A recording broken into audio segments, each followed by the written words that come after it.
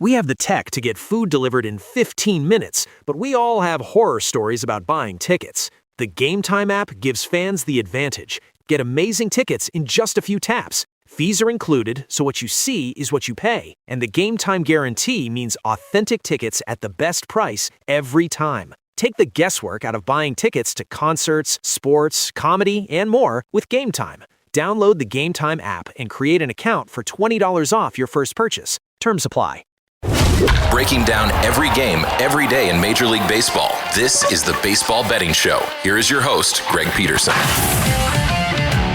A warmer for the low. Welcome to lovely Las Vegas for the Baseball Betting Show with myself, Greg Peterson, now part of the VSiN family of podcasts. We've got an excellent podcast for you. We're going to be joined in segment number 2 by one of our good friends, William Boor, who does such excellent work over at Action Network. We're going to chat with him about what we've seen here in the first 5.5 or so weeks of the season. We have to discuss what has been some of the more disappointing teams in all of baseball, looking at you, Mets and Phillies, but there's also been quite a few of them out there in the American League as well. We'll take a look at some of these games for Monday as well, and then in the final segment, I'm going to get you guys picks and analysis on every game on the betting board for this Baseball Monday as we touch them all. If you do have a question, comment, segment idea, whatever you for this podcast, you have one or two ways we fire those in. First one is my Twitter/X timeline at gunit_81. Keep in mind, letters CM, they mean does not matter, so as per usual, please do send these into the timeline. And the other way is find an Apple Podcast review. If you rate this podcast 5 stars, it's very much appreciated. And then from there, you're able to fire in whatever you'd like to hear on this podcast via that 5-star review. Well, I did not get in any Twitter/X questions today.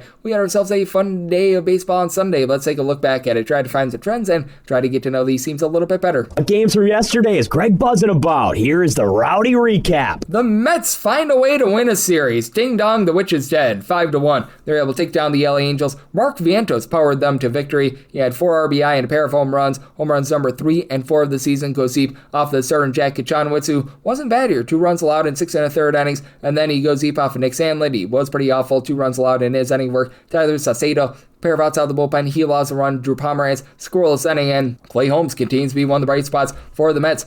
6 2/3 innings, allows 1 run. Brooks Raley, a scoreless inning, close it out. Luke Weaver, 4 outs out of the bullpen, scoreless. So, hey, the Mets were able to find a way to get a win, and so did the Phillies. 7-2. I believe they've only lost 1 game since Don Mattingly took over as the new manager. And Aceley Cesardo, great start, 10 punch-outs, allows 2 runs in 6 1/3 innings, was taken deep by Esteury Ruiz, his second home run of the campaign. From there, Chase Shogurt, 5 outs out of the bullpen, scoreless. Orion Kirkering, scoreless inning, and Chris Paddock continues to be terrible. 2 2/3 innings, he allows 7 runs, all of which were earned. Taken deep by Bryson Stott. Great Stott. He was able to get a second home run season. Bullpen from there provided 6 1/3 innings scoreless. Tyler Phillips, 3 scoreless innings. You had Calvin Fauché, John King, both give you a scoreless inning. For King, 4 outs out of the bullpen, scoreless. Josh Aikens, hopefully you got that correct, in his MLB debut, he was able to end a scoreless inning, but by then, the damage had very much been done. The Astros have been another one of those disappointing teams, but the Red Sox are as well, and the Astros in 10 innings, they get the job done by a count of 3-1. Cody Bolden has pretty much the opener plus, 2 1/3 innings scoreless. AJ Blubaugh, he goes for 3 2/3 innings, allows a solo home run along the way as going deep. It was one Mr. Jaron Duran, 3rd home run season. From there, Steven Okert, Anya de los Santos both provide a scoreless inning. Brian DeBray, who's had a miserable season, 2 scoreless innings in the 9th and 10th to get it done. And Ranger Suarez, not a bad start here, but wasn't long for the game. 4 shutout innings from him. Tyler Simonazio was able to give you a pair of outs out of the bullpen, scoreless. Greg Weiser from there, he gives up a run in 1 1/3 innings. Giovanni Morin, Garrett Woodlock, they combine for 2 scoreless innings. Aroldis Chapman, a scoreless 9th, and then Zach Kelly, he gives up a pair of runs in the 10th inning. So the Astros find a way to victory despite the fact that they leave 11 men on base. Lots of men left on base in this game as he only had 1 stinking run. 1-0. The Pirates find a way to get the job done. Chase Burns, 7 shutout innings with 7 strikeouts. From there, Tony Santillan, he gives up a run in his inning of work to Oniel Cruz, who was able to have an RBI lone run of the game. And for Braxton Ashcraft, not a load of Ashcraft. 7 2/3 innings scoreless. Gregory Soto gets the final 4 outs of the game to be able to get to the window there. And for the Tampa Bay Rays, right now they've got the second best record in the American League, 21-12. They take down the San Francisco Giants in 10 innings, 2-1. The final, Steven Matz, he was missing bats. He gave up 1 run over the course of 6 innings. He did have only 1 strikeout, but Hunter Biggie had 3 for him. He was able to provide 2 scoreless innings. From there, Brian Baker, Ian Seymour, scoreless 9th and 10th innings, and Tyler Mully, nice start here, 5 1/3 innings scoreless. From there, Matt Gage, a pair of outs out of the bullpen scoreless. Keaton Wynn, a scoreless inning, but Ryan Walker in the 8th inning, he gives up an RBI, and then Caleb Killian, he comes in the 10th inning. He is walked off as Jonathan Aranda, RBI single. So the Giants out 13-21 and averaging the fewest runs per game of any team out there in baseball. Right now, the best record in the American League, that'd be the New York Yankees, 11-3. They take it to the Orioles. It was the MLB debut of Trey Gibson, and he gave up 3 runs in 4 2/3 innings. Given that it was an MLB debut in Yankee Stadium, I would say that wasn't awful. He was taken deep by Aaron Judge. 13th home run season. Ben Rice is 12th, and then Yasan Dominguez off of Andrew Kittredge. He gets his first home run of the season. Kittredge was awful. He gives up in 1/3 of an inning 7 runs, all of which were earned. If you, like me, were in on the under, this was looking pretty solid. You had yourself a 4-3 game, and then the Yankees a touchdown with the extra point in the 8th inning, as you did have Yunier Cano, don't you know, gave you a pair of outs out of the bullpen scoreless. Uncle Rico Garcia, a scoreless inning. Dietrich Gens, pair of outs out of the bullpen scoreless, and Max Fried, not necessarily amazing here. 3 runs allowed in 5 1/3 innings, but bullpen at his back. Brent Hedrick, 5 outs out of the bullpen scoreless. Fernando Cruz, David Bennar, they do not poop the Bennar. They both lend a scoreless inning for the Minnesota Twins. They get a 4-3 win over the scuffling Blue Jays. As for Trey Savage, not long for this game, not a bad start. 1 run allowed over the course of 4 innings. They're easing him back from injury, and then from there, Braden Fisher,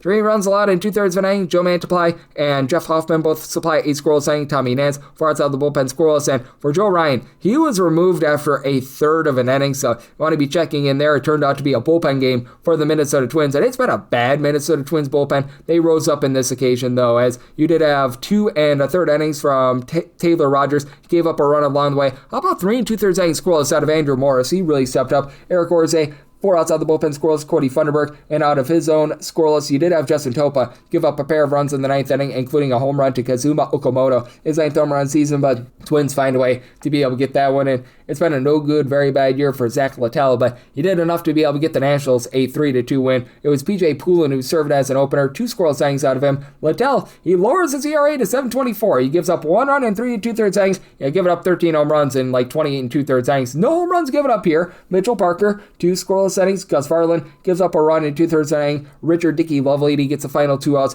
of the game scoreless, and Logan Henderson, pretty solid start, 2 runs allowed over the course of 6 innings. From there, Jake Woodford, pair of outs out of the bullpen scoreless. Brian Fitzpatrick allows a run in 1 1/3 innings, but Brewers unable to hit Littell, so they fall on this one. Another team that fell on Sunday, that would be the St. Louis Cardinals, 4-1. The Dodgers, they're able to get to the window here. Justin Robelski, really good start. 6 shutout innings. From there, Will Klein gives up a run in 1 2/3 innings. Blake Trinan, and out of the bullpen scoreless. Tanner Scott, great Scotty, was able to give you a scoreless inning. And Dustin May, was Mayday. 3 runs allowed over the course of 6 innings. Justin Brule, a scoreless inning from there. Jared Schuster gives up a 1 run in 2 innings. So the Dodgers having a little bit of power outage, but they were able to do just enough to be able to get to the window there. Rangers having a massive power outage. They lose to the Detroit Tigers in a bullpen game by a count of 7-1. As Tyler Holton, he gets the first 2 outs of the game scoreless. Brandon Hennefy, 1 2/3 innings scoreless. Brandon Herter was your main bulk guy, 3 1/3 innings scoreless. Kyle Finnegan, Birch Smith, they both supply a scoreless inning. Ricky Vanasco does give up a run in 1 1/3 innings, but more than enough for Detroit to be able to get it done here. As Spencer Torkelson, he would go deep off of Jack Leiter Jr., lighters him up for his 6th home run season for Leiter. 10 punch outs in 6 2/3 innings, but allowed 5 runs, all of which were earned. From there, you had Tyler Alexander give up 2 runs in 1/3 of an inning. Kevin Collier was able to come in and hold down the fort for a scoreless inning, but damage by then, it had very much been done. Also being able to do quite a bit of damage, how about the win that you got for the Athletics, as they were able to take down the Cleveland Guardians by a count of 7-1. For the Guardians, Parker Messick, who has been great this year, he did not have himself a great day. 4 runs allowed over the course of 5 innings, including a trio of bombs. Zach Galoff, home run number 2 of the campaign. Tyler Soderstrom, he was able to go deep. That was home run number 4 of the season for him. And then a home run number 1 for Colby Thomas as well. From there, you had out of the bullpen, Peyton Palante give up 3 runs over the course of an inning. Colin Holderman lived up to his name, 2 scoreless innings, but not much to hold down because Aaron Savali, well, he was great for the Athletics. 1 run allowed over the course of 6 innings. Gives up a home run to Chase Lauder, 6th home run of the season, like his first home run in about a month, by the way. But that said, Justin Turner, Mike Leiter Jr., Joel Kuhnel, they're all able to supply a scoreless inning. And The Braves, they just continue to be the best team in all of baseball. 25-10, 11-6, they're able to take down the Colorado Rockies as Kyle Freeland, more like Kyle Free runs. 6 runs allowed over the course of 4 1/3 innings, taken deep by Ode Mateo, second home run of the season, and then Jonah Heim, his first home run of the season. From there, Antonio Sensatella, 2 runs allowed in 2 2/3 innings. He's actually got a 1.21 ERA thus far this season. Victor Vodnik in scoreless inning. Jimmy Erga, he gives up 3 runs in his inning work, and Spencer Strider, season debut, not what he was looking for. 5 walks allowed, 3 runs allowed in 3 1/3 innings, and he was taken deep, going deep for the Colorado Rockies. So it was home run number 4 of the season for TJ Romfield, and Mickey Moniak, pair of bombs, goes deep off of Aaron Bummer, 10th home run of the season. Bummer, well, that was a bummer. He gave up 2 runs over the course of his inning work, and then off of Tyler Kinley, the former Rocky, that's home run number 11. Kinley gives up that home run in his inning work, but DDA Fuentes, pair of outside the bullpen scoreless. Ronaldo Lopez now coming out of the bullpen. He, Dylan Lee, and Robert Suarez all end a scoreless inning, so the Braves are able to slug their way to victory. The Padres, they claw their way to victory. 4-3, they're able to take down the Chicago White Sox. For Anthony Kay, he was okay in this start. 3 runs, 2 of which were earned in 5 innings, was taken deep by Miguel Andujar, second home run of the campaign, and Manny Machado, his 5th. Griffin Canning, his season debut, looked pretty solid. 7 strikeouts in 5 innings, did walk 3 and gave up a home run, as it was home run number 3 of the season for Drew Romo, no relation to Tony Romo. And then a little bit later on, Derek Hill, he gets his second home run in the campaign. That comes off of Adrian Morejon, who's had a rough season. 2 runs allowed over the course of 2 innings, including that bomb, but Jason Adam, Mason Miller, scoreless 8th and 9th innings to be able to close it out. And for the White Sox, you had Jordan Leisure and Brian Hudson both supply 8 scoreless innings. Tyler Davis, he allows a run in an inning. So White Sox looking a little bit more respectable, but unable to get it done here. A team that was able to get it done, that would be the Chicago Cubs. 8-4, they take down the Arizona Diamondbacks. Matthew Boyd, 2 runs allowed over the course of 6 innings, does give up a home run to one Mr. Gabriel Moreno. He's been injured all season long, his first of the campaign. Anthony Del Castro, a little bit later on off of Corbin Martin, 3rd home run of the season. Martin gives up a pair of runs over the course of an inning, but Cubs were up very, very comfortably, so not much done there. Hobie Milner, Phil Matone, both give you a scoreless inning, and Merrill Kelly just looks washed at this point. 6 runs allowed in 4 1/3 innings, including a home run to Moises Ballesteros, 6th home run of the season. Brandon Pfaadt, he battled his way through 2 1/3 innings, giving up a pair of runs. Ryan Thompson, pair of outs out the bullpen scoreless. Same goes for Paul Sewell, but damage by then, it had very much been done, and a team that was able to do enough damage should be able to get it done. The Royals, right now, they're averaging the fewest runs per game away from home, but they generated just enough to be able to get this win. 4-1 the final. Chris with the K. Bubich, solid start. 1 run allowed over the course of 7 innings. John Schreiber, Daniel Lynch combined for 2 scoreless innings, and Luis Castillo gives up 4 runs over the course of 6 innings. He's had a rough season. From there, you did have a trio of guys in Cole Wilcox, Alex Hoppe, and Nick Davila in his MLB debut, all lend a scoreless inning, but Royals do enough to be able to get it done. Still disappointing at 15-19, but nice win for them there. And if you're taking a look at trend-wise, what we're getting in baseball right now, has been an overwhelming start to the season. 52.7% of games going over the total, 263 overs to 236 unders. We've had quite a few pushes along the way, and favorites have been so-so, 282 and 221 on the money line. That's a 56.1% hit rate, and among those favorites, you have seen now 56 fail to cover the -1.5 run line over the last 7 days. Favorites hitting a more around 57.8%, 52 and 38 on the money line, but having a rough go of it on the run line, as you've seen 16 of those favorites not cover the run line, and unders have had themselves a nice little bit of a run. You've had 3 pushes, 47 unders, and 42 overs. That's a 52.8% hit rate to the under in the last 7 days. So that's what we're seeing in baseball right now, and that's where we're all getting trend-wise. Coming up next, how about if we do chat it up with our good friend William Boor over at Action Network right here on the Baseball Betting Show with myself, Greg Peterson, now a part of the Beats and Family Podcast. Breaking down every game, every day in Major League Baseball. This is the Baseball Betting Show. Here is your host, Greg Peterson.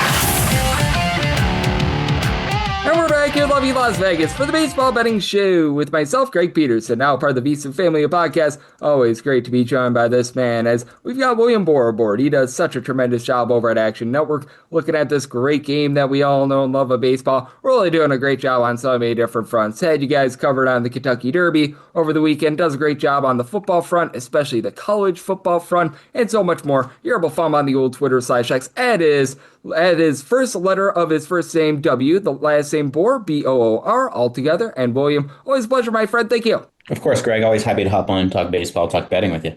Always good to have you aboard, my friend. And William, we are now past, I would say, 5.5 weeks of the season, give or take a few days. And just what have been some of your thoughts in terms of what we've seen thus far this season? Because there's obviously a few pleasant surprises that we've seen, but I really think leading the charge is the massive disappointments that we've seen. Obviously, the two in the NL East and quite a few out there in the American League as well. Yeah, it's been wild. I feel like the teams that are good have been really good, but I feel like some of these teams that are bad are really, really bad. And they're not the teams you would have expected. I mean, if you would have told me 2 months ago in spring training that the Rockies were, 7 games, 8 games, whatever it is, under 500, I would have been like, yeah, that makes sense. If the Nationals were under 500 or the Marlins were under 500, I would have been like, yeah, I get all that.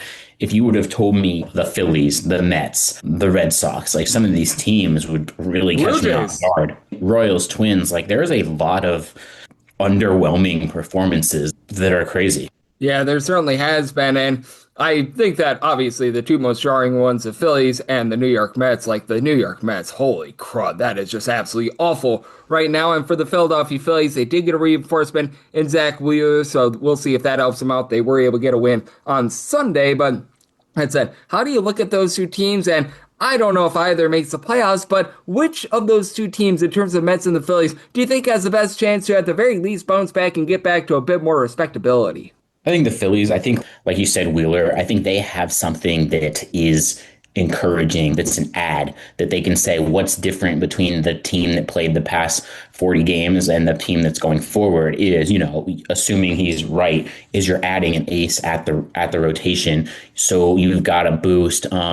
Maybe I'm just blinded by the 7 runs they put up and I'm, kind of high on them, maybe thinking that they're starting to figure it out. But I think when you've got, a Wheeler coming back, you've got something going on. You can say like, hey, our season changed the day he came back. Yep, I'm right there with you. And I do think that them making the change, I know that Rod Thompson, in my opinion, is a pretty solid manager, but Don Mattingly felt like he deserved a little bit more run at his previous stop as well. So he's been able to help them out quite a bit. And Philly's starting to win a few games. As William Boor, who does such great work over at Action Network, he's joining me right here on the Baseball Betting Show. And another one of those disappointing teams, it's one that we haven't mentioned yet. They were able to get a win on Sunday, but that'd be the Houston Astros. And just how do you look at their outlook? Because the offense has been just fine. As a matter of fact, top 8 team in terms of run creation. You finally have Yordan Alvarez fully healthy, which is great, but I am just jarred by the fact that the pitching is so awful for this team. Yeah, they cannot pitch. This is surprising, and they're not that far back, and it's obviously still early, but this is a tough division. I think the Astros got to be thankful that the Mariners and Rangers have gotten off to a slow start. The A's are leading that division. I don't believe in them. I don't think that lasts. But the fact that, the Mariners and the Rangers are both sub 500 right now is keeping the Astros alive and maybe kind of hiding and masking some of the fact that the Astros aren't playing well at all. Like you said, they're hitting fine. They've actually scored the most runs in that division by, by 20 runs. The issue is they've given up the most by like 30. Yeah, that's not really going to play. I mean, it's great that you're outscoring everyone by 20 runs, but when you're getting outscored by 30, that's not a place where you want to be, to say the least. And they are going to be throwing out their Steven Okert as their starter against the LA Dodgers on Monday. Obviously, that's an opener. It's expected to be Ryan Wise, who this time last year was pitching in South Korea for the Houston Astros. Right now, the Dodgers are minus $2, minus 210 favorites. How do you look at this one with a total of 9? Because it's so tricky because the Astros pitching is so bad, but Yoshinobu Yamamoto, since he came on over to the States, he's been one of the best road pitchers in all of baseball over the last 3 years. I mean, yeah, when you're a team that can't pitch, I don't know if you want the Dodgers coming into town right now or ever, but I think the total's tough because, like you said, I could see this total being one-sided. I think I would probably stay away from this total. I mean, they're more than capable. You're probably going to need the Dodgers to pick up 6 or 7. I think if you're going to do anything, I don't want to lay the $2 on this. This might be a Dodgers run line spot because if you can get a 5-1 or a 5-2 type of game, which I think is something I could very easily see happening, that's where you're going to cover that run line, but you're still not going to get to 9. And I know 9 is a lot, but I also don't want to take the under because I could easily see the Astros pitching imploding as well. Yep, absolutely. It's going to require a good start from Yamamoto, which I certainly do think that he's going to be able to do so. But man, it's not great right now when you're throwing Steven Okert as an opener for Ryan Wise. As joining me on the show, we do have William Boor, who does such great work over at Action Network, joining me on the baseball betting show. And we talked about the Phillies. They might be in for a little bit of positivity, but I look at this spot on Monday going up against the Miami Marlins, and Aaron Nola's a minus 115 to minus 118 favorite. And I want to get your thoughts here because I feel like it's been years of overpricing on Aaron Nola. He last year had a 6.01 ERA with 1.7 home runs per 9 innings. He quite literally has identical numbers this far this season, and I just cannot get with Aaron Nola being a favorite right now, especially Jansen Junk. Know that he's not a strikeout guy, but doing such a good job limiting hard contact and not walking guys. I'm with you on the Aaron Nola has been overpriced for a couple of years thing. Junk, I realize how the teams have been playing. I just have a hard time looking at the Phillies roster, looking at the Marlins roster, and then wanting to take the Marlins. But this is where you gotta, ditch kind of your priors and your biases and actually look at the numbers and actually look at how these teams are playing. This will honestly be a pass for me, but if you were telling me like I had to play this game, you've got to be on Miami here. Yeah, I'm right there with you. This is just a spot where I know that his last name is Junk, but he is not living up to his name. And Aaron Nola should probably have the last name of Junk right now because he has been living up to that name this far this season. As William Boor does such great work over at Action Network, joining me right here on the Baseball Betting Show. And we have perhaps a few Cy Young candidates that are going to be going on Monday out there in the American League. Jose Soriano has been tremendous for the Angels.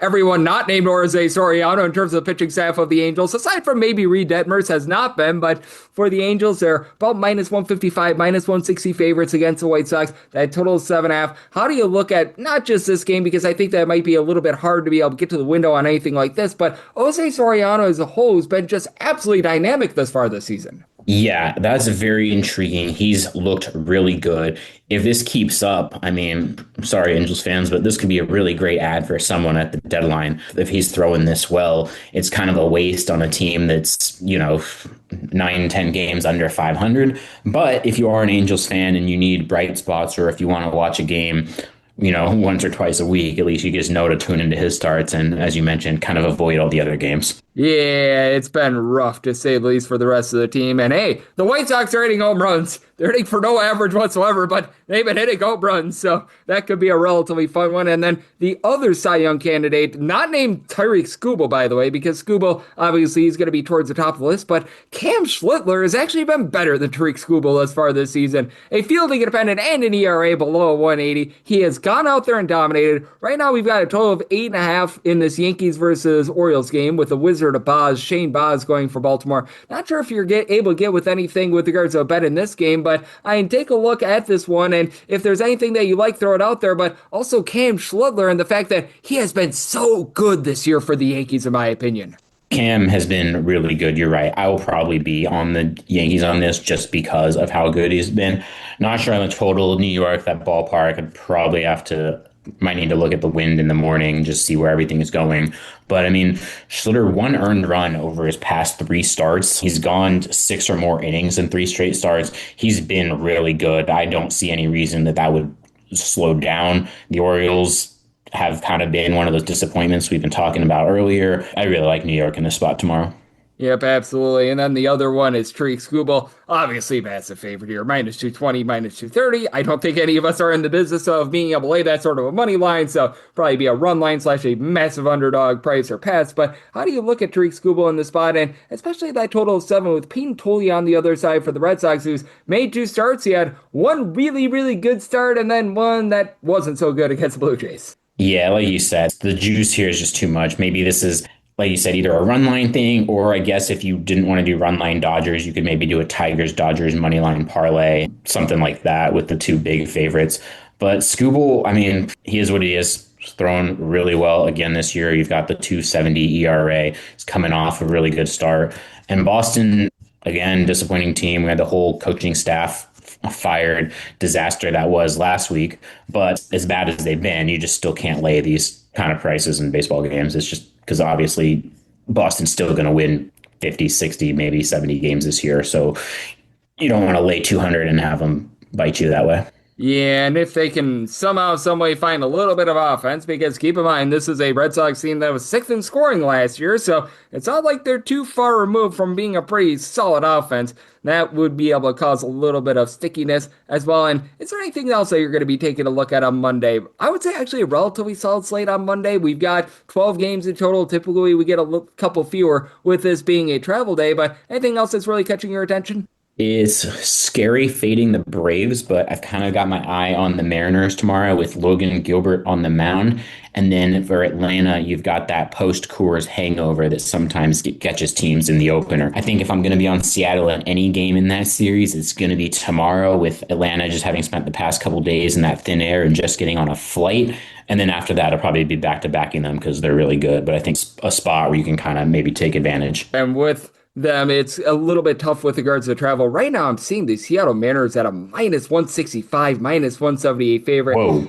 Yeah, I just can't get there with that because I'm willing to take plus 150 here with the Atlanta Braves. I'm not sure how you take a look at this, but I don't know if there's a single circumstance this year where the Braves should be this big of an underdog unless if it's Shohei Ohtani against like a bullpen game of the Atlanta Braves on the road, because like I was looking at this thinking, if I could get the Mariners at minus 110, minus 120, I'd be looking there, but they've priced this at minus 175 in a lot of spots. Yeah, okay, so take back everything I said.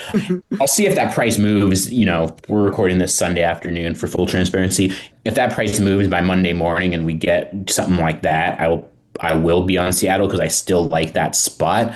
But if you can get the Braves at plus 150 plus number, yeah, if you can get the Braves at plus 150, like that's hard to pass up. As you said, that team's too good to ever be. I don't know when they'll be priced at that spot, like throughout the season, unless, like you said, you've got Ohtani or Skubal at a bullpen game or something like that. But that number's insane. Yeah, that's one that really caught my attention because I recognize that J.R. Ritchie is in his third career start, but he had a 1 ERA at the minor league level. He's a pretty highly touted prospect, and even if you don't get the best out of him, Braves bullpen has been solid. Braves offense number one in all of baseball, and you're going to give me plus 150. They made the Godfather offer of a offer that I cannot refuse, and something else I can never refuse. A great chat with you, William. You do such great work over at Action Network, looking at this great sport of baseball, and I know you're dialed in on a little bit of everything over there at Action Network. So let the good people at home know what's on tap for you and how people are able to follow along on social media and other platforms. Of course, you can find me on Twitter and Blue Sky at WBoor, WBOOR.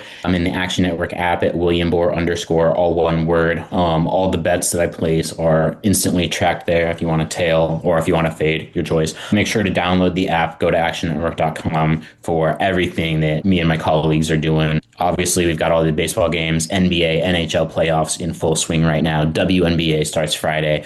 If you can bet it, we'll probably cover it for you. Yep, they certainly do. And William, he does such an incredible job looking at this great sport of baseball. Every single time he joins me, he lends such great insights and did so once again today. So big thanks to William for joining me on the Baseball Betting Show, now part of the VSiN Family Podcast. And coming next, it is that time of the podcast. I give you picks and analysis on every game on the betting board for this Baseball Monday as we touch them all. Breaking down every game, every day in Major League Baseball. This is the Baseball Betting Show. Here is your host, Greg Peterson. And we're back here in lovely Las Vegas for the Baseball Betting Show with myself, Greg Peterson, now part of the VSiN Family Podcast. It is always a pleasure to be joined by William Boor, who does such great work over at Action Network, does a tremendous job on so many different fronts, including the baseball front. Every single time he joins me, he lends such great insights and did so once again today. So big thanks to William for joining me in the last segment. Now it is that time of the podcast. I give you picks and analysis on every game on the betting board for this Baseball Monday as we touch them all. If a game is listed on the betting board, Greg has a side and a total on it, so it is time to touch them all. Do note that as per usual, any changes that are made to these plays will be listed up on my Twitter/X feed at gunit_81. We're going to be going in Las Vegas rotation order. This is where we go with the National League games first in time order, then the American League games in time order. Any intra-league games, those are going to be at the bottom. That'll keep things all nice, neat, clean, and easy. So, but if we get things started, this is 9:51, 9:52. The Miami Marlins are going to be playing us the Philadelphia Phillies. Aaron Nola hopes to be super for the the Phils, and Jansen Junk hopes to not live up to his name for Miami. And Miami's between even money to plus 105, minus 110 to minus 120 is the number on the Phils. 8.5 is the total. Over is minus 115 to minus 120. The under is between even and minus 105. And I do like the under. I saw my total at 8.1. Now, Aaron Nola having an awful season once again. Last year, 6.01 ERA with 1.7 home runs allowed per 9 innings. This year, 6.03 ERA with 1.7 home runs allowed per 9 innings. But Jansen Junk has been very good for the Marlins. It's obviously a pitcher-friendly ballpark as well. He doesn't get a lot of swings and misses. 5.7 strikeouts per 9 innings, but 0.5 home runs, 2.2 walks per 9 innings, 3 ERA, 3.48 fielding independence. He has been nails for this team, and after a little bit of a shaky start to the season, does feel like the Miami Marlins are starting to get online with their bullpen, currently 5th in terms of bullpen ERA. You've had quite a few of these guys like a Lake Bakar be able to give you a sub 3.25 ERA. They currently have P. Fairbanks on the injured list, clearly was not right to begin the season, and you've had a few guys like an Anthony Benderetta, sub 3.50 ERA last year, act up a little bit, but John King has been the king since coming over from the St. Louis Cardinals. It's a pretty solid bullpen, and for the Philadelphia Phillies, they're still without their main closer in Yohan Duran. They have not been able to get good production whatsoever out of someone like a Tanner Banks, who's playing a 5+ ERA. Getting back Orion Kirkring should be able to help out this bullpen. And Brad Keller, he's been able to do a solid job thus far, a 4+ ERA, but it does feel like he's starting to find it after a little bit of shaky start to the season. Then you've got a Phillies lineup that is currently in the bottom 5 of the big leagues in terms of run creation. Kyle Schwarber's up to 11 home runs, and the batting average is back to a 220. He's not going to ever hit for a great average. 368 on base. Bryce Harper, 350 on base. He's been able to fly 6 home runs, but again, it's the infielders. Trey Turner has been like in a total abomination, but at 243 with 4 home runs, you just expect a little bit more there. And then you've got Alec Bohm, Bryson Stott, both hitting below 8.210. Adolis Garcia about a 310 on base with 3 home runs. You just expect a little bit more there. JT Realmuto dealing with an injury. And on the flip side for the Miami Marlins, this is not going to be some team full of boppers. You do have Liam Hicks, who's been able to give you 7 home runs. Outside that, nobody else has more than 3 home runs. So Kyle Starwood's coming back, should be all up out the power, but you've got the likes of Xavier Edwards, Otto Lopez, both hitting above a 330. You've been able to have Liam Hicks, who I mentioned before, along with Javier Sonja, hit more around about a 300. You do need a little bit more out of some of these young guys. Alberto Hernandez has taken a few steps back. Owen Casey, after a nice start to the season, he hasn't necessarily been himself, and Jacob Marcy steals bags, but he's only hitting about a $175. But do think that the Marlins do go out there, get to a guy in Nola that has really struggled. So set the Marlins at a minus 123, like them on the money line, and I'm in on the under. Set by total at 8.1, 953, 954 on the card. The Reds are going to be on the road against the Cubs. Yes, we're on to Cincinnati, who's on to Bean Petty. Jace Petty is on the bump for the Reds, and Edward Cabrera is on the bump for the Cubs. Cubs do find themselves as pretty good size favorites here. They're between minus 190 to minus $2 favorites, and between plus 163, seeing as high as a plus 180 on that number on the Cincinnati Reds. Total is 11.5, under is minus 120, the over is even. If you're looking to lay the run line of the Cubs, that's right around about minus 105 to a minus 110, and I'm actually willing to take a shot on the Reds at a plus 175 or greater. Now Chase Petty at the big league level. A 1950 ERA last year. My gosh. That was absolutely terrible to say the least. He should be better this year. It really can't get a whole heck of a lot worse. At the minor league level this year, I know he doesn't light the world on fire, but a 4.38 ERA, 10.5 strikeouts, 1.1 home runs allowed per 9 innings. I think that was just a bad sample set in general. I think that this time, getting called up to the big league level, he's a former first-round pick. He's going to be able to look a whole heck of a lot better. And Edward Cabrera has been very solid here for the Chicago Cubs. For Cabrera, he's right now supplying a sub-350 ERA. Throughout the beginning part of his career, he always had the walk issues, and he's been able to work on that. 3.1 walks, 0.8 home runs allowed per 9 innings. Swing and miss stuff is way down, though. 7.4 strikeouts per 9 innings, 306 ERA, 372 fielding independent. Now, the wind out there at Wrigley Field, it's going to be blowing out, and it's going to be blowing out pretty heavy on Monday. Looking like probably about 12 to 14 mile per hour winds with like 70-degree temperature. So it is warming up out there in Chicago. But I said, this is not a Reds team that's necessarily lighting the world on fire with regards to their offense. They've been a bottom 10 team in terms of run creation. They've actually been a team that's been averaging less than 4 runs per game away from home. But I do think that Cousin Sal Stewart, along with Ellie De La Cruz, give you 8+ home runs, both give you over 340 on base, is going to be able to help this team out. You've just had a lot of disappointments. Brian Hayes hitting below the Mendoza line of 200 has been a massive issue for this team. You just haven't been able to get a lot of some of these guys like a TJ Friedel hitting only about a 200. The catcher spot has been a big giant issue, but Nathaniel Lowe now hitting a 275. That's been pretty rock solid. And for the Reds, we have seen this bullpen start to regress a little bit, but they're still in the upper half of the big leagues. In terms of bullpen ERA, you've had Tony Santillan along Graham Ashcraft do a nice job giving you a sub-325 ERA. I just don't trust Emilio Pagan at the closer spot. And then you've got Brock and Roll Burke, who he got Brock and rolled in the last series, but still sub-355 ERA. And for the Chicago Cubs, this is a bunch that's dealing with a lot of injuries in their bullpen. Porter Hodge, Hunter Harvey, Caleb Theobar, Riley Martin, all dealing with injuries. They are getting back in Daniel Palencia. That's big. And Corbin Martin just is not a guy that I trust in over a 5 ERA. He just seems like he lights games on fire. And for the Cubs, this has been a top 7 team in terms of run creation. Ian Happ has been anything but hapless. He's been able to supply 8 home runs, about a 380 on base. Pete Armstrong, after a shaky start to the season, pair of home runs over the last 8 days.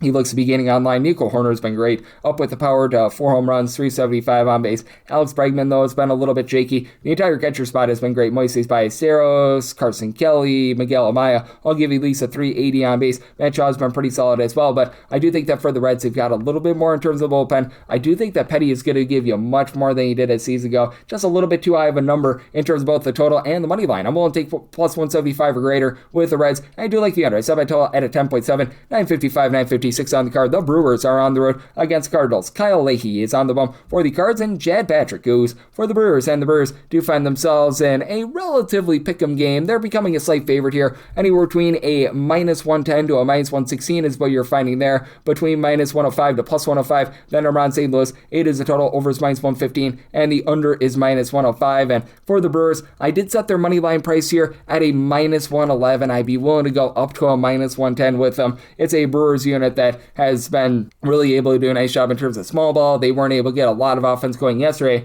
against Zach Littell and the Washington Nationals, but still a top 10 team in terms of run creation. Even someone like a Brandon Lockridge has been able to give you over 335 on base. You've got William Contreras continue to move the line, give you a 370 on base. Gary Sanchez along Jake Bauers are actually your top power hitters right now. 5 home runs apiece. They've been able to overcome the injuries, the likes of Christian Yelich. They've been dealing with a lot with regards to Jackson Chourio, guys like this, but they've been able to find a way to hold down the fort. And after a little bit of a shaky start to the season in terms of bullpen, the bullpen has been able to come up very big. Trevor McGill still posting up an ERA that's well above a 450, but you've got plenty of guys out there like the new guy that they called up, Brian Fitzpatrick, Aaron Ashby, DL Turn It Up Hall. These have all been guys that will be able to give you a sub 3 ERA. Grant Anderson more around about a 335 as a bit of a long guy. Abner Uribe has been able to lower his ERA as well. So these guys are rounding into form. And for the Cardinals, this continues to be a bottom 10 team in terms of bullpen ERA. They're starting to figure it out a little bit more. They have figured out that Ryan Stanek is just not the answer for the team. He and Matt Savanson both posting up an ERA well above a 6. Justin Brule is about a 5 ERA as well, but Jojo Romero, he's currently got an ERA well above a 350, but that should be lowering. And for the Cardinals, this is still an upper half team in terms of the big leagues, in terms of run production, and got quite a few guys hanging in that neighborhood about a 275 to a 280.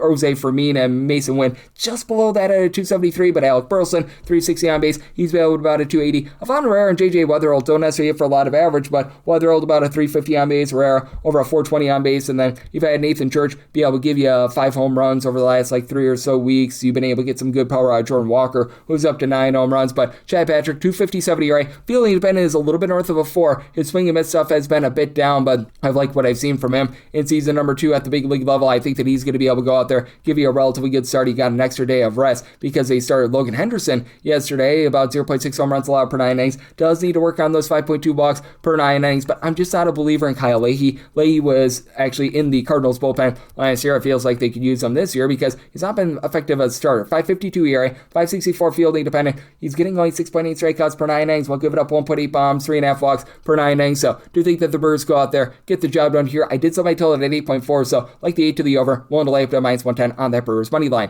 957, 958 on the card. It's the Rockies. They're going to be playing us the New York Mets. Tomoyuki Sugano is on the bump for Colorado. It's currently listed as to be determined for the Mets. This is a game that's off the board. David Peterson is expected to pitch in some form or capacity, whether that be as a starter, perhaps as a long reliever, something like that, and I've handicapped accordingly. Right now, I'm seeing the Colorado Rockies about plus 130 to plus 140 on the money line. Minus 150 to minus 160 is the number on the Mets. 10.5 is the total. Under is minus 115 to a minus 110. Over is minus 105 to a minus 110. Plus 138 or better. Going to be looking at the Rockies on the money line. If you're looking to get a run half with them, I'm seeing that right around about a minus 120. If we could get that down to more like a minus 112, we'll be in there. But in some form or capacity, I do see myself being in on the Rockies on the money line. It's just super hard to trust in the Mets at this point, and if you do get David Peterson in some form or capacity, and if you don't get Peterson, it's probably not going to be a whole heck of a lot better. Chaminade has been thrown out there as a long guy. He's been awful this year. Peterson, 6.53 ERA. Now, you look at the advanced numbers, 368 fielding dependent. He's given up 0.6 home runs per 9 innings, but 4.2 walks per 9 innings. It's been a miserable year for he and so many others on this team, and for Sugano, he's pitching to a lot of contact, so I do think that this 10.5 total, it is too low here. I did set my total 11.3, so I'm going to be in on the over, but he's been effective thus far.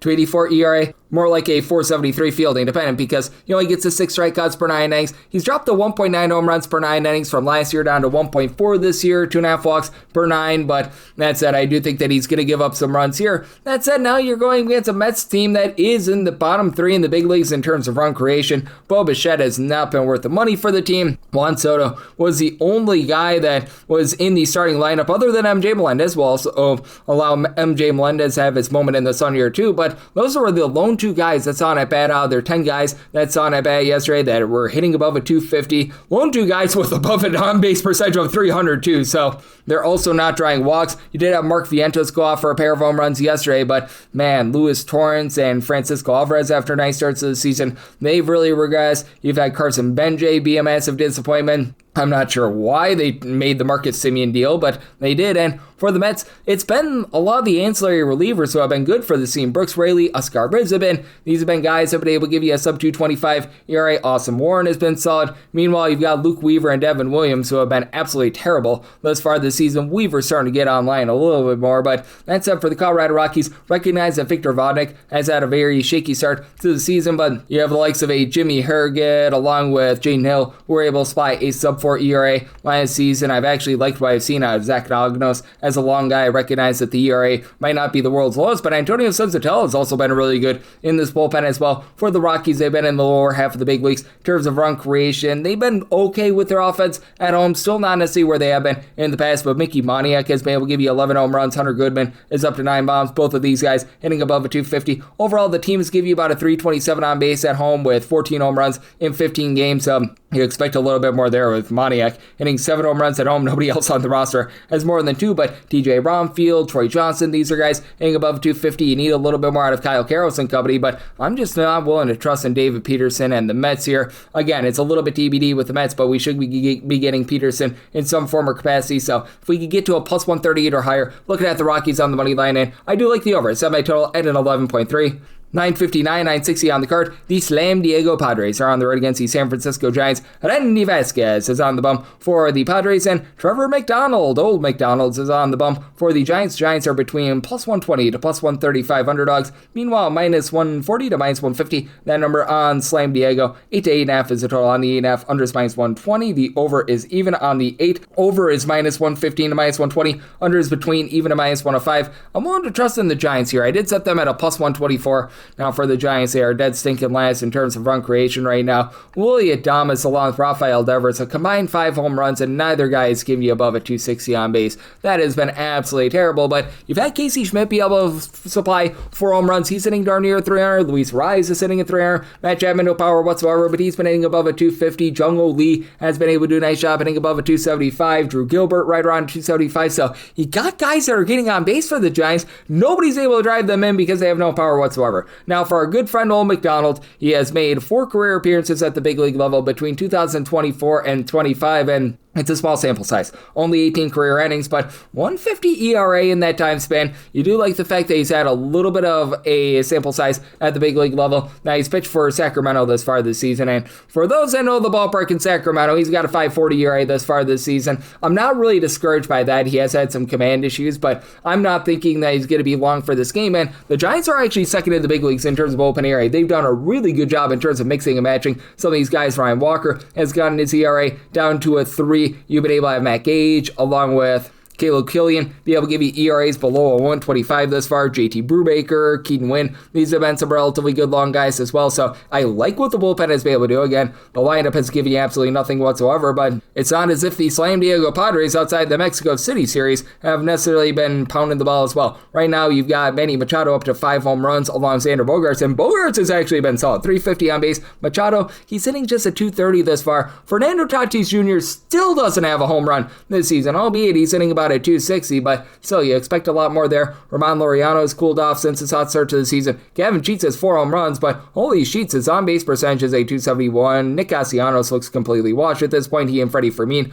both hitting below the Mendoza line of 200, along Jake Cronenworth, who's hitting below $1.50. Now for the Padres slice here, number 1 in terms of bullpen ERA. They had the Mexico City series really warp their numbers, but you still have guys that have been able to come out there, do a nice job in the bullpen. Jason Adam, Mason Miller, they're giving you a sub-2 ERA. Wandy Peralta, he's been able to be pretty presentable in the bullpen, and they just got Jeremiah Estrada off the injured list as well. And Randy Vasquez has been great this year. 9.1 strikeouts per 9 innings last year. That was more like 5.5 strikeouts per 9 innings. His walks per 9 rate has gone down a little bit as well. He's given up about 3 walks per 9 innings, 294 ERA, fielding dependent, more in the neighborhood about a 340 after last year. It was more than a full point higher than his ERA. So I think that Vasquez is going to be able to give you a good start. But with the Giants, I think that they win a low-scoring game here. I set my total 7.9. Obviously, like the 8.5 under a little bit more than the 8, but whether you got an 8 or an 8.5, do like the under. And with the Giants on the money line, I'm going to be willing to take a plus 125 or greater. 961, 962 on the card. The Detroit Tigers play host the Boston Red Sox. Peyton Tolley is on the bump for the Sox, and Tariq Skubal goes for the Detroit Tigers. Tigers are anywhere between minus 220 to minus 232 favorites, and between plus 190 to plus $2 is that number on Boston. And the total is 7. The over is even money. The under is minus 120. And with the Red Sox, I set their money line price at a plus 218. If you're looking to lay run half right now with Detroit, you're finding that at even money. I can't get there with this big of a money line, but I'd be willing to lay up to a minus 108 on the run line. For Peyton Tolley, he had that really nice start against the Baltimore Orioles where he had 11 strikeouts, gave up 1 run in 6 innings, but you look at what he did last season at the big league level, he clearly was not effective as he posted up an ERA of 6.06. He was getting 10.5 strikeouts per 9 innings, but 4.4 walks, 2.8 walks, and 2.8 home runs allowed per 9 innings. And thus far this season, it's been a small sample size of 2 total appearances, but back to about 4.2 walks per 9 innings. You look at what he did at the AAA level this year, and he was posting up a ERA of right around about a 3, and while he was doing a nice job in terms of keeping things out in front of him with about 2.5 walks per 9 innings. Again, small sample size. You go back last season at the minor league level, absolutely tore it up before he had his issues at the big league level, and now you've got a guy in Tariq Skubal who's got back-to-back Cy Young awards. The 270 ERA, it's a little bit up from where it's been in the past few seasons, but the fielding independent is actually lower than it has been in the last 2 years. 216 fielding independent, 0.4 home runs, 1.2 walks per 9 innings. Swing and miss stuff has been down a little bit to about 9.3 strikeouts per 9 innings, but strikeout to walk ratio of a 9.3. He has been tremendous, and the Tigers are going to need him to be able to lend a little bit of length because they did have a bullpen game on Sunday with Brant Herter doing a nice job being able to fill 3+ innings, so that was a nice help for them. And it's a bullpen that I think continues to improve moving forward. You had quite a few rough starts to the season for a lot of guys that have traditionally been very good. Tyler Holney, opener yesterday, he's posting up an ERA that's right now above a 5. Birch Smith was out for the first month or so of the season. They've gotten him back. He's been able to restore a little bit of order. Connor Siebold, I don't know if he's going to be able to find it. He's a former Red Sox that's posting up an ERA right around about a 4, and very clear that Drew Anderson was not the answer for this team, but you've been able to have some nice mix and match. Bringing back Brendan Hennefy is nice, and I do think that for the Tigers, they're really starting to find their stride with regards to their power as well. They were a powerless team through the first few weeks of the season. Now you've got Dylan Dingler, Spencer Torkelson, and Kerry Carpenter up to 6 home runs. Carpenter not hitting for average. He and Torkelson both hitting at 225 or lower, but Torkelson is giving you about a 350 on base. Riley Green, he had a little bit of a rough go of it in terms of power. Still at just 4 home runs, but he's moving the line. He, along with Gleyber Torres, Kevin McGonigal, all give you at least a 385 on base. The bottom of the lineup, these guys like Matt Vierling, Wencio Perez in the outfield, you do need a little bit more on them, but Cole Keith has been very solid as well. And for the Red Sox last year, this team was 6th in the big leagues in terms of run creation. They have been, well, now in the bottom 10 in terms of run creation thus far this season, despite the fact that Wilson Contreras has been fine. They pick him up in the offseason, 390 on base, 7 home runs, he's been great, and Wilder Abreu is wild out, 380 on base, he's been able to hit darn near 300, but a lot of the infielders just have not lived up to their billing. Andrew Marisario and Caleb Durbin, who they pick up from the Brewers, both hitting below 220. Trevor Story, 245 on base with 2 home runs. You just need more there. I know that this is the outfield, but you've gotten absolutely nothing whatsoever out of Jarren Duran thus far this season as well. Red Sox still have a solid bullpen. Last year they were number 2 in terms of bullpen ERA. I recognize that Greg Weiser has seen his ERA balloon above a 4 thus far, but Aroldis Chapman is still a great closer. Giovanni Moore, and it's been a really good long guy. Here in Garrett Woodlock as your long guys have been able to give you a sub-3 ERA. It's been a little bit shaky with the likes of Zach Kelly and company, but I do think that the bullpen is going to be fine. 7, I think, is a little bit too low the total because I do think that the Tigers get to Peyton Toll here, so semi-total 7.2, like the over, and for the Tigers, 1 to lay up to a minus 108 on that run line. 963, 964 on the card. It's the Blue Jays. They're going to be on the road facing off against the Tampa Bay Rays. Nick Martinez goes for the Hip Hipper Rays, and you've got Eric Lauer on the bump for the Blue Jays. Blue Jays are a very slim underdog between minus 105 to plus 105, minus 110 to minus 118. That number on Tampa Bay, 8 is the total. Under is minus 110 to a minus 115. Over is minus 105 to a minus 110. With the Rays, I made them a minus 136, so I do like them on the money line. I don't think that Nick Martinez is going to continue to provide a 170 ERA, but he has been a master of getting soft contact this far this season. 0.8 home runs, 2.2 walks per 9 innings. His fielding independent is more than a point higher than his 170 ERA, but love what I've seen out of him, and it is a Blue Jays lineup that has not necessarily been the world's greatest thus far this season. For Toronto, this is a bunch that is in the bottom 10 right now in terms of run creation, and for Eric Lauer, he had a really nice year last year. ERA just above a 3, 8.8 strikeouts, 2.2 walks per 9 innings. He's been anything but effective this year. 6 ERA, 6.48 fielding independent, 2.3 home runs, 4.3 walks allowed per 9 innings. Now, it does feel like the Blue Jays are starting to sort things out with the bullpen. You've got Tyler Rogers, Louis Varland, Braden Fisher, all supplying a sub-250 ERA, but now they're dealing with George Springer being out of the lineup the last few days, so that's a little bit of an issue. Jesus Sanchez, he's not really drawing a lot of walks, but he's hitting at 250 functional power. Kazuma Okamoto is up to 9 home runs, and Vlad Guerrero Jr., you can't complain about the 421 on base. Just 2 home runs as far this season. The Blue Jays have plenty of guys that are finding a way on base. Miles Straw is hitting above a 285. You've had Ernie Clemente at about a 290, but they're just not really driving them in. Andres Jimenez is hitting about a 260, but they're just not getting a lot of power in general. And then on the other end for the Tampa Bay Rays, you've got a guy in Junior Caminero that last year was able to supply 44 home runs. Recognize they might not be able to duplicate that this season, but you've been able to get really good production out of so many of these guys to be able to turn those home runs into more like 2-run shots, 3-run shots, because you've got Chandler Simpson, who's one of the best base stealers in all baseball. He's hitting at 300 now. Andy Diaz, he's been in and out of the lineup. I think that he's going to be out once again. I handicapped it as such, but you've got Nick Fortes, who's hitting about a 260. You've been able to, in a small sample size, have Johnny DeLuca look much better. He's been able to about a 380, and they haven't even gotten a lot of Cedric Mullins, who's hitting a miserable $127 right now. If they can get anything out of him, that'll be big. For the Rays, this has been a bottom 10 team in terms of bullpen ERA, but the former Orioles and Cole Sulser, along with Brian Baker, they seem to be giving this team some stability. They've got a sub 315 ERA. Hunter Biggie is a guy that I think has some upside. It's been a case where Griffin Jacks has been absolutely awful out of the bullpen, but in his 2 opens,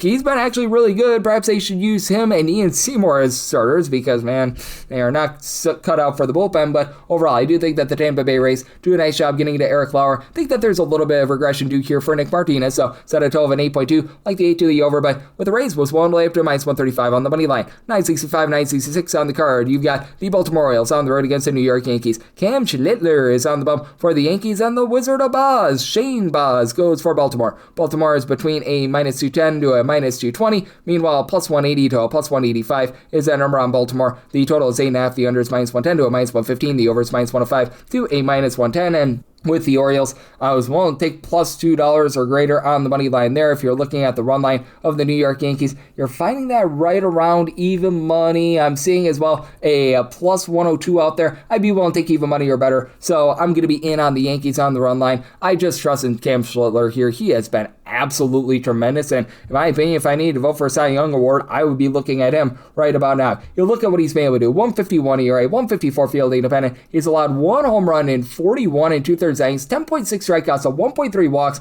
per 9 innings. He has been dominant, and it's an Orioles team that's 24th in terms of run creation away from home. They're averaging about 3.8 to 3.9 runs per game away from home. Pete Alonso has gone deep twice in this series, and he's actually put together a relatively solid series thus far, and they've got guys that are moving the line. Adley Rutschman, Taylor Ward, both of these guys hitting above a 285, Ward above a 420 on base. You've been able to get a little bit of something as well out of Weston Wilson. Small sample size, but he's looked solid. Same with Basayo after some rough early season struggles. He's been able to reach base, and you've been able to get 6 home runs out of Jeremiah Jackson as well, but Power numbers are way down. Gunnar Henderson, he's been able to give you 8+ home runs, but he's hitting for no average whatsoever. And for the Yankees, obviously, they've had some issues with Trent Grisham, who's already went deep in the series, going for a .162 batting average. Just a lot of the infielders in general. Jazz Chisholm, Ryan McMahon, both hitting below a .215. Paul Goldschmidt has been a disappointment. That's been a little bit of an issue. Got Aaron Judge, who's obviously supplied the 13 home runs, back above a 4 base. That's the Aaron Judge that we all know and love. And Yasan Dominguez, finally, they got him back up to the big league level. He goes deep yesterday. He should be able to give this team a little bit of pop. For the Yankees, it's not a bad bullpen. It's not an amazing bullpen. I like David Bednar, sub-350 ERA. Tim Hill, Fernando Cruz, Brent Hendrick, they all had a sub-350 ERA, but had some shakiness out of a few of these guys. Camilo Doval has not been great thus far this season, but they shouldn't need too much of the bullpen. Meanwhile, for the Baltimore Orioles, I feel like Boz has been better than the 450 ERA would indicate. 373 fielding dependent. Strikeout numbers are down. He's getting fewer than 7.7 strikeouts per 9 innings, but less than 1 home run, 2.9 walks allowed per 9 innings, and it's been a bullpen that's been solid. Anthony Nunez has had a few issues over the last few days, but Ynier Canoa, sub-2 ERA. Uncle Rico Garcia is giving you a sub-1 ERA. Dedrick Hens is able to be a capable long guy, so I do think that you get a lower scoring game here. Semi-total 7.8, like the under, and with the Yankees, even money or better, looking at that run line. 967, 968 on the card. It's the Guardians. They are on the road against the Royals. Michael Wacha, and if he has a bad start, it's Michael Waka Waka Waka Waka. Dying Pac-Man voice for the Royals, and Tanner Bybee goes for Cleveland. Cleveland does find themselves between even money to plus 105. Meanwhile, minus 120 to minus 110 is that number on the Kansas City Royals. So on this game is 8.5. Over is minus 115 to minus 120. Under is between even to minus 105. Made my money line price a minus 113. So willing to go up to a minus 112 with the Royals. Tanner Bybee has figured it out over the last few starts. I felt like it was a little bit of an outlier what we saw towards the beginning part of the season. Now, for Bybee, he had about a 3.09 ERA at home last year. Was giving up about 0.8 home runs per 9 innings. More than 1.8 home runs allowed per 9 innings at a 5+ ERA on the road last year. So he had some pretty demonstrative home and road splits. And he's essentially back to where he was last season. Last year, 4.24 ERA, 1.3 home runs allowed per 9 innings, and a 4.08 ERA with 1.3 home runs allowed per 9 innings this season. And for Michael Wacha, he last year was getting about 6.6 strikeouts per 9 innings. We've seen a little bit of an uptick there. Right now, 3.13 ERA with 8 strikeouts per 9 innings, 1 home run, has been given up to 3.5 walks per 9 innings, and this is a Royals bullpen that's right now in the bottom 6 in terms of bullpen ERA, but I do think that the Royals bullpen is going to continue to get better. Matt Strahm, over a 4 ERA after he was solid last few seasons with the Philadelphia Phillies. I think that there's a little bit of positivity doing there. Daniel Lynch has been a pretty good long guy. They did have to use him yesterday, but he's been able to give you a sub-2 ERA. It's been a little bit of a roll of the dice in terms of being able to trot out there someone like an Alex Lang who's got an over 5 ERA. He should be able to improve. I like what I've seen out of Nick Mears. And for the Royals, while this is a team that's averaging darn near 2 runs per game more at home rather than away from home, it's still been a pedestrian offense that's been in the bottom 6 in terms of run creation. I mean, you've got guys that are doing a plenty solid job in terms of being able to get on base. Bobby Witt Jr., you just expect more than 2 home runs out of him, but still give you about a 360 on base. Miguel Garcia is hitting at 270, but he only gives you about 3 home runs. Starling Marte, for the few games that he's been out there, he's been in and out of the lineup all season. He's been hitting at 300. Jack Caglione is able to move the line, but you just need more to Vinny Pasquantino along Salvador Perez. Perez, 5 home runs, but a 245 on base. Pasquantino, 188 average, 4 home runs, so that's been an issue. Carter Jensen has actually been your best home run hitter, and then on the flip side of things, you've got a Cleveland Guardians team that's back in the bottom 10 in terms of run creation. They did get going a little bit more out there in Sacramento, and you've been able to get 6 home runs apiece out of Jose Ramirez and Chase DeLauder, but DeLauder has had 1 home run over the last 3.5 weeks, so that's an issue, although he's gotten his batting average back above a 300, so that's helping them out. Brian Rocchio is actually giving you a 344 on base. Didn't think that I would say that, but I mean, the guys that are supposed to be the power hitters for this team are just really not stepping up, as you've got the likes of Kyle Manzardo, Rhys Hoskins, the rookie, and Travis Bazzana. That's obviously a very small sample size. Bo Naylor, Juan Burrito, they're all giving you an average of a 215 or lower. Ruth Hoskins over a 360 on base, so that's been relatively solid, but all these guys, 2 home runs or fewer, so I just don't know what you're going to be able to get out of them. And for the Guardians right now, it's about a league average bullpen in terms of ERA. They've been much improved over the last 7 days. Hunter Gaddis, he began the season on the injured list. He's starting to find his footing. Cade Smith, after a shaky start to the season, back below 355 ERA. Eric Zabrowski has been very rock solid. And Colin Holderman, he's been living up to his name. And then Tim Aaron has yet to give up a run. So I do think that you get a lower scoring game, even though they moved the fences in out there at Kauffman Stadium. Semi-total 7.9, like the under, and with the Royals, I'm willing to lay up to a minus 112 on the money line. 969, 970. The White Sox are on the road against the Angels, as you've got Jose Soriano on the bump for the Halos, and Davis Martin goes for the White Sox. And the White Sox do find themselves as a underdog between plus 135 to a plus 140, and minus 152 to minus 170. That number on the Halos, 7.5 is the total. Over and under anywhere between minus 105 to a minus 115. For the Angels, I set their money line price at a minus 144 right now. We are starting to see plus 145 pop up, and at a plus 145 or greater, I will be looking at the White Sox on the money line. Now, Jose Soriano has been absolutely tremendous thus far this season, but I can't unsee the home and road splits they had last season. Right around about a 5.90 ERA at home, and he had a 2.90 ERA away from home. He just for some reason pitches so much worse when he's at home rather than away from home. I'm not sure why, and he's been able to record a sub 1 ERA this far this season. Swing and miss stuff his way up. 10.3 strikeouts per 9 innings. Still does have a walks issue. 3.4 walks per 9 innings, and this is an Angels bullpen that is once again absolutely terrible. Sam Bachman has been able to give you a sub 350 ERA, but you're trotting out there Brent Suter, Nick Sandlin has an ERA that's above a 10. Ryan Zephyrian has not been great. Jose Fermin, he's actually been probably one of your better relievers to this point. Drew Pomeranz has over an 80 ERA. There's just no trust in these guys. And for the Angels, we've seen them hit just not as great at home rather than away from home. For the Angels right now, they are second worst in the American League in terms of run production at home, only averaging about 3.3 runs per game. They actually average more than 5 runs per game away from home, so that's been a little bit of a funky bunch split. And for the Angels, obviously, you've got Mike Trout giving you over 4 RBIs, 10 plus home runs. He's off to a nice start to the season, and Joe Adell, he's already robbed 3 home runs, so he has been incredible. He's been hitting above a 260 now, so he's been able to move the line a little bit more, down with his power a little bit to 4 home runs, but you'll take that. Jorge Soler, 7 home runs, 340 on base. He's been solid as well. Peraza has been able to find a way on base as well, but Zach Neto, after a nice start to the season, now he's hitting for only about a 220. Nolan Schunow has been a little bit hot and cold, hitting for about a 250, and Josh Lowe has been a big giant waste of money, 211 on base. Flip side, have a White Sox team that is a bottom 5 team in terms of batting average, but this team is supplying the boom. They're a top 5 team in terms of home runs on a per at-bat basis away from home. Mutaka Murakami, 13 home runs with a 360 on base this far this season. Miguel Vargas is up to 6 home runs at a 360 on base. Colson Montgomery, 9 bombs. He's giving you about a 340 on base. Now, Andrew Benintendi, 2 home runs and is hitting at 200. That's an issue. And then you've got the guys like Edgar Chiaro, Luan Acuna hitting below the Bedos line of 200. So they've been doing a lot of mixing and matching with regards to this lineup. Austin Hayes has been dealing with an injury as well. Everson Pierre has been relatively solid in a small sample size, and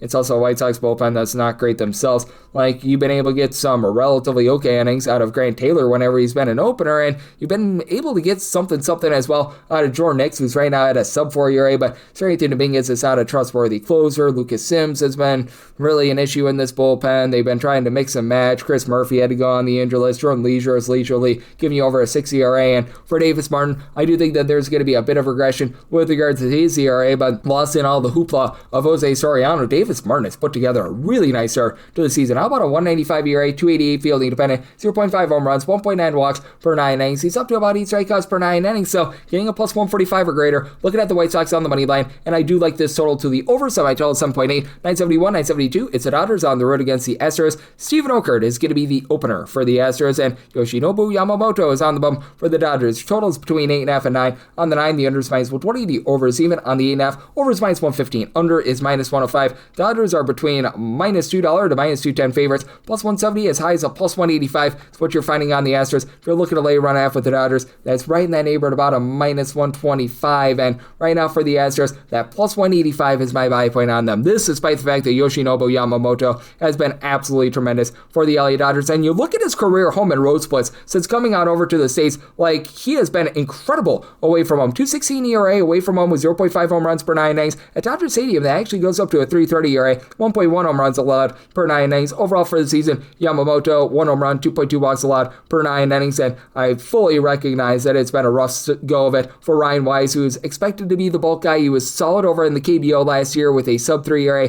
This year, 6.65 ERA. He is, though, getting 10.4 strikeouts per 9 innings, and he's been out of position. He's more of a starter by trade. They've been having him come in there and like long relief, and sometimes when you have a pitcher that's a fish out of water in a little bit of an unfamiliar circumstance, that really causes them to struggle. One thing that's not struggled for the Astros, the lineup, they're a top 8 team in terms of run creation. Jordan Alvarez just continues to mash 430 on base. He's been able to give you 12 plus home runs this season. Isaac Paredes, not necessarily hitting for the power that he has in the past, but he's moving the line, give you about a 350 on base. Carlos Correa, 380 on base. Jose Altuve a little bit down, but still, he's doing a good job finding a way on. Christian Vasquez is actually hitting well above a 300 thus far this season. Christian Walker, 8 plus home runs. He's been living up to that contract that they gave him a season ago. Now for the Astros, this is a bottom 4 team in terms of opening ERA. AJ Bluebaugh, the opener, and Steven Okert, Daniel De Los Santos, Brian Abreu. You've got so many guys that are right now posting up an ERA well above a 450. They are getting back Bennett Sosa, who was dealing with a little bit of injury to begin the season. Since coming back, he has not been himself. They're still without Josh Hader. And then on the flip side for the LA Dodgers,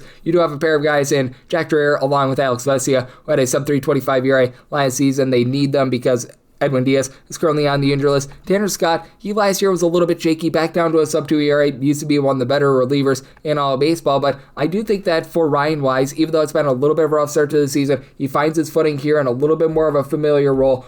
Obviously has to go up against one of the best lineups that money can buy. You've got Will Smith, who had a 400 on base last season. Max Muncy has gotten off to a nice start, 300 average, nearly a 400 on base, 9 home runs. Andy Paz just continues to find a way to move the line. Still stuck on 5 home runs, but hitting above a 300, we all know what you're going to be able to get out of Shohei Ohtani. He's going to hit for like 35 plus home runs. He's going to give you a 400 on base, but that said, did somebody total it an 8.4? I do think that Wise gives a relatively good, shall we say, bulk appearance, so we'll take plus 185 or greater on the Astros money line. I do like the under. Somebody told it an 8.4. Wrap things up with 973, 974. The Braves are on the road against the Mariners as Logan Gilbert goes for Seattle. J.R. Ritchie is on the bump for Atlanta. Atlanta's between plus 140 to plus 150 underdogs, minus 160 to minus 175. Then over on Seattle, 7.5 is the total. Under is minus 110 to a minus 120. Over is between even and minus 110. And for the Braves, I was willing to take plus 130 or greater on the money line. For J.R. Ritchie, I recognize that his sub-3 ERA is going to be doing for a lot of aggression. You look at the fielding independent right now, it is hovering in that neighborhood about a 599. It is 12 and a third innings in his 2 career starts. He's already given up 6 walks, 3 home runs, but he did have a sub-1 ERA AAA Gwinnett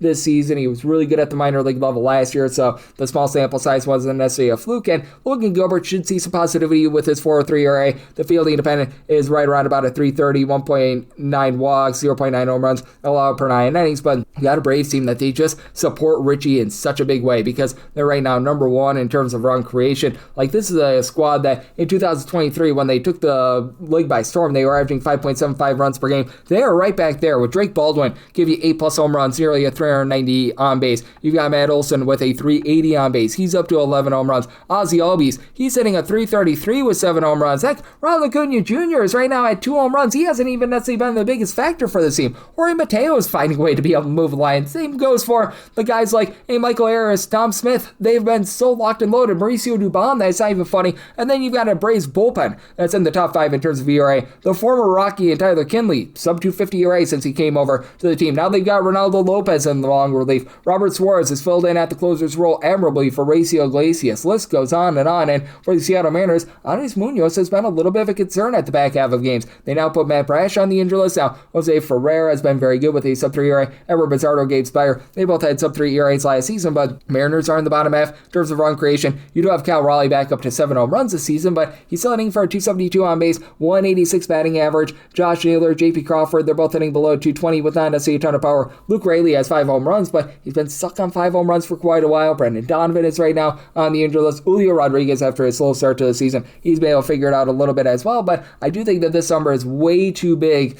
to not take with the Atlanta Braves. This Braves team has been rocking and rolling, so being able to get this big of a plus number in on the Braves money line, semi-total at a 7.3, so on the 7.5, like the under to go along with the Braves at a plus 128 or better on the money line, and that'll wrap things up for the Monday edition of the Baseball Betting Show, now part of the VSiN Family Podcast. Big thanks to William Boor of Action Network for joining me in the last segment. If you do like hearing from this fine podcast, Baseball Betting Show, you're able to subscribe wherever your podcasts, Apple Podcasts, Google Play, Spotify, Stitcher, and TuneIn. If you have a question, comment, segment idea, what have you for this podcast, you'll have 1 or 2 ways we offer those in. First one is my Twitter/X timeline at gunit_81. Keep in mind, letters CM, they mean does not matter, so as per usual, please do send these into the timeline. The other way is find an Apple Podcast review. If you rate this podcast 5 stars, it's very much appreciated. From there, you're able to fire in whatever you'd like to hear on this podcast via that 5-star review. Coming at you guys every single day with picks and analysis on every game every day, so I'll be back with you once again tomorrow. Thank you.